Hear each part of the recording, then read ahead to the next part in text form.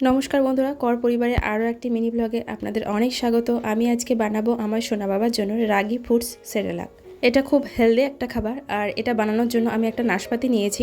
এখানে নাশপাতির পরিবর্তে আপেলও নেওয়া যেতে পারে। আমি প্রথমে নাশপাতিটাকে টুকরো টুকরো করে কেটে নিলাম। তারপর এটাকে প্রেসার কুকারে দিয়ে ভালো করে কয়েকটা সিটি দিয়ে সেদ্ধ করে নেব। নাশপাতিটা যেহেতু একটু শক্ত হয়, তাই একটু বেশিক্ষণ ধরে সেদ্ধ করতে হয়। এবার যে পাত্রে আমি সেরেলাকটা বানাবো সেই পাত্রে 1 কাপ জল নিয়েছি, আর তার মধ্যে 2 চামচ মতো রাগি দিয়ে ভালো করে গুলিয়ে নিলাম। প্রথমে ঠান্ডা জলেই গুলিয়ে নিতে হবে, তারপর গ্যাসটা অন করে গ্যাসে বসাতে হবে।